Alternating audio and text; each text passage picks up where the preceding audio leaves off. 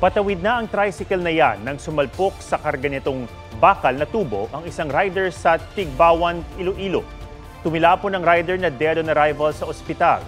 Ayon sa mga pulis, posibleng hindi nakita ng rider ang tricycle matapos itong mag-overtake sa isang jeep.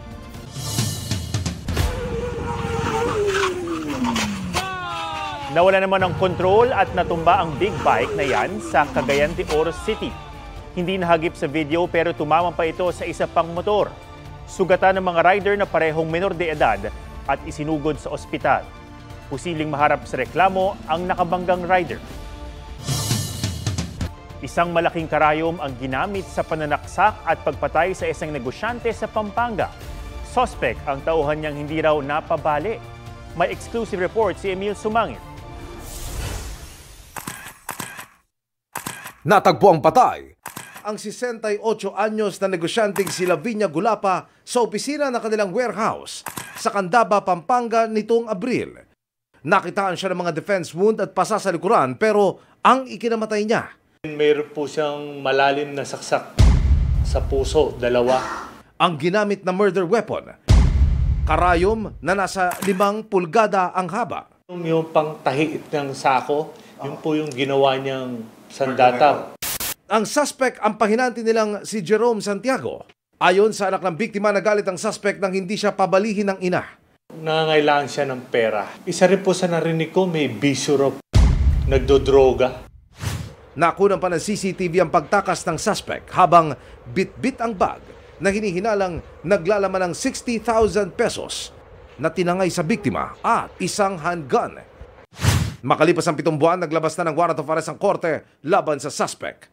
Gusto ko po sana makulong yung tao at pagdusahan niyo po yung mga ginawa niyang pagpatay sa mother ko po. Sa lahat po ng pwedeng maaring makapagturo doon sa tao, magbibigay po kami ng pabuya halagang 300,000. Emil Sumangil, nagbabalita para sa GMA Integrated News.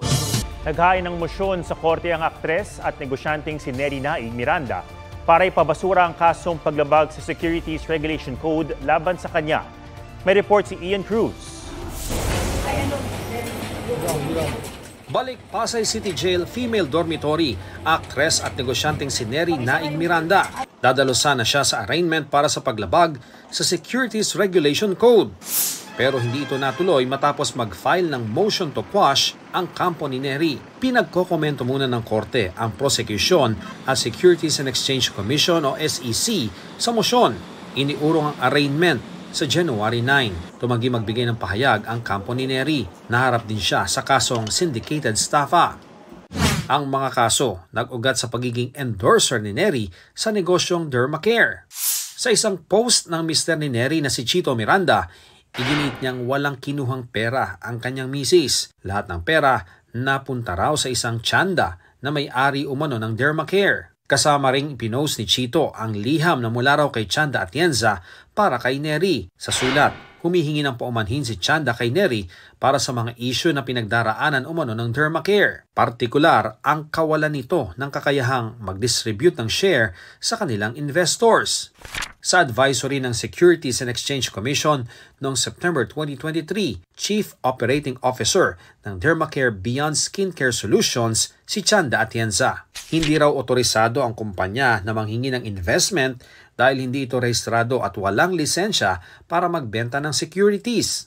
Sinabi rin ng SEC na maaaring kasuhan ang mga salesman, broker, dealer, agents, promoter, influencer at endorser ng Dermacare. Sa isang Facebook post noong September 1, 2023, inanunsyo ni Neri na wala na siyang ugnayan sa Dermacare at anumang transaksyon gamit ang kanyang pangalan ay hindi otorisado o kaya'y ginawa nang wala niyang pahintulot. Sinusubukan pang hanapin ng GMA Integrated News si Atienza para makuha ang kanyang pahayag. Sa gitna ng issue, nagpakita naman ng suporta kina Neri at Chito ang ilang kapwa celebrities. Dasal nila malampasan ng mag-asawa ang kinakaharap na hamon. Ian Cruz nagbabalita para sa GMA Integrated News. Ipinagpaliban muna ng komite sa Kamara ang pagdinig bukas kaugnay sa confidential funds ng Office of the Vice President.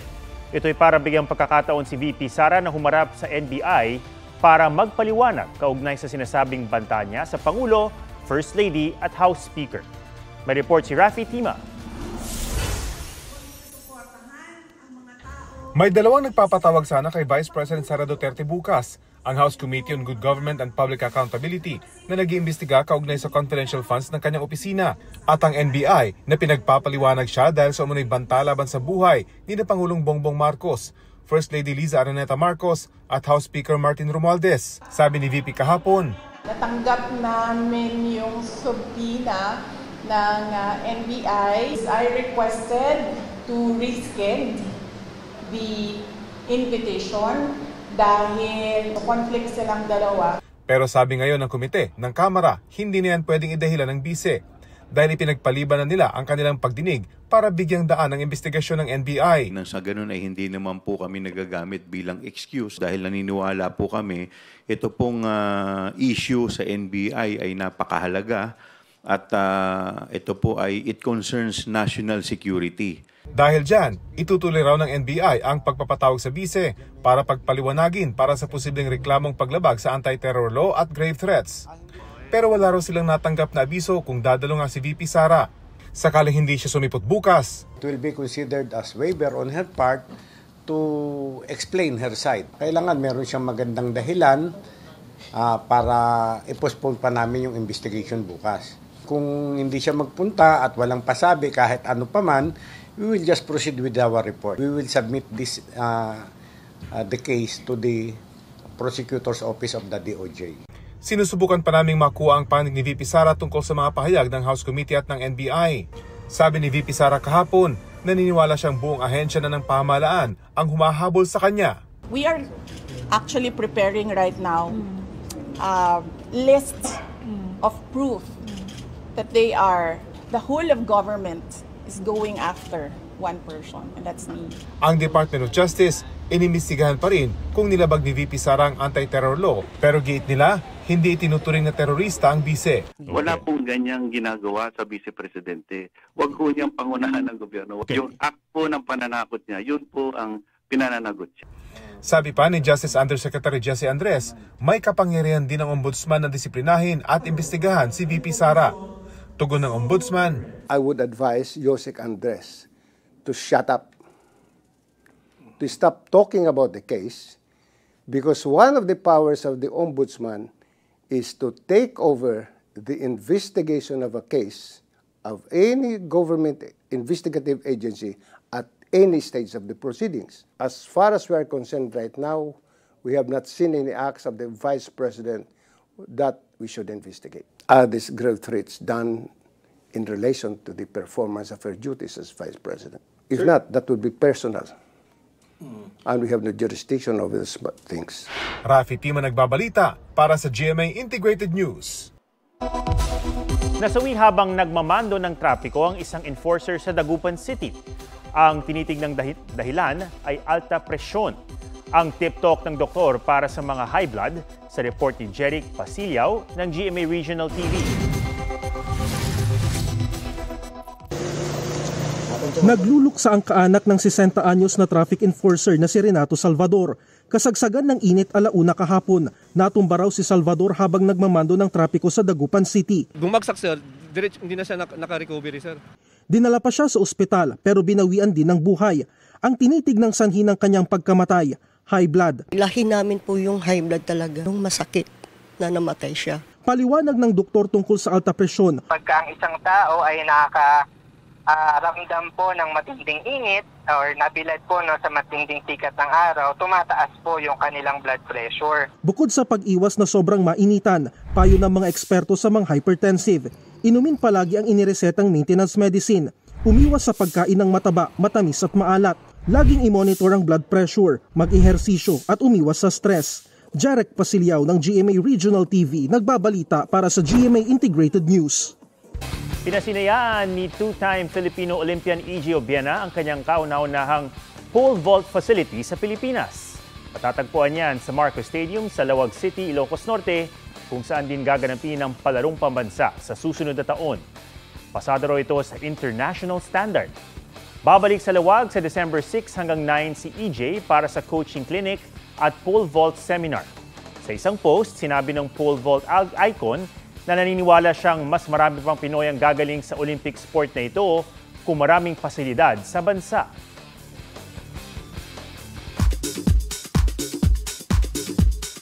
Off to Australia, sina Julian San Jose at Raver Cruz this weekend for a concert.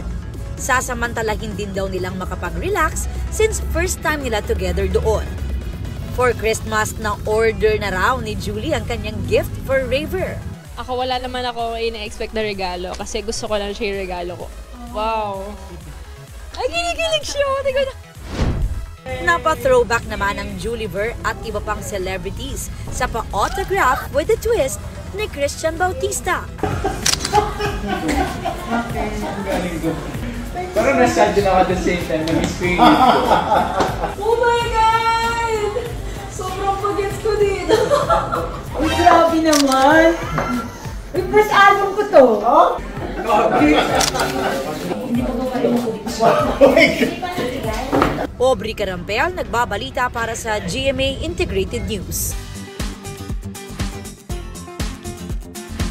Sisiw para sa isang babae ang extreme activity sa Antipolo. Pero ang extreme reaction ng kanyang kaibigan, aliw sa netizens.